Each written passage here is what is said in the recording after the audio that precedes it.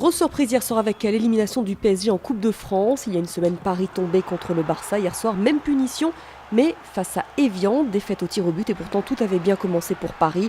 8e minute et c'est Pastore qui ouvre le score. Les Parisiens qui s'éteignent par la suite. Égalisation d'Evian.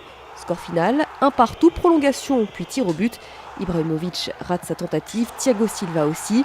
Grosse déception des Parisiens qui ne se sont même pas arrêtés pour parler à la presse. Hier soir, vous voyez les joueurs, ils passent comme si de rien n'était, tous sauf un. On attendait beaucoup de cette coupe, mais maintenant, il va falloir se concentrer sur le championnat. Je pense qu'Evian a fait un bon match. Nous, c'est certainement le pire que l'on ait fait. Beaucoup de fierté, beaucoup d'admiration pour les joueurs, pour notre groupe. On a évianisé le PSG. Dans l'autre match de la soirée, Bordeaux a battu Lens 3-2. Bordeaux qui ira 3 en demi-finale. Evian, de son côté, recevra Lorient.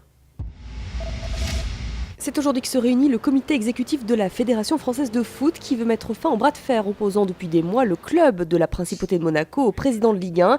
D'un côté, les dirigeants des clubs qui ne souhaitent qu'une chose, une plus grande équité fiscale. De l'autre, Monaco qui lutte pour garder ses privilèges fiscaux. Évidemment, ça ne plaît pas à tout le monde. Ça va bien au-delà du football. Je veux dire, c'est quelque chose que Monaco est un pays depuis 700 ans qui a été entièrement indépendant. Et là, on remet quelque chose qui est super important pour nous, c'est-à-dire notre identité, notre pays, nos couleurs. Et ça, tout simplement, on ne l'accepte pas. Monaco, on y reste, mais pour parler tennis avec l'entrée en matière difficile de Novak Djokovic, le numéro 1 mondial a pris son temps pour venir à bout de Michail Youzhny, 4-6, 6-1, 6-4. La bonne nouvelle, c'est que sa cheville a tenu le coup et qu'il est désormais lancé dans le tournoi. Youzhny était très bonne qualité.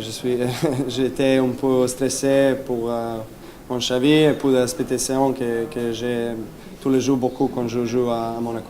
Novak Djokovic qu'on va retrouver sur les cours aujourd'hui face à Monaco, à suivre également Rafael Nadal face à Kohlschreiber et puis 2 Français, Jo-Wilfried Tsonga et Richard Gasquet. Un mot de Formule 1, comme l'année dernière, des manifestations se multiplient à l'approche du Grand Prix de Bahreïn ce week-end. Dans la nuit de dimanche à lundi, une voiture a explosé en plein centre-ville. Un manifestant a été tué également la semaine dernière.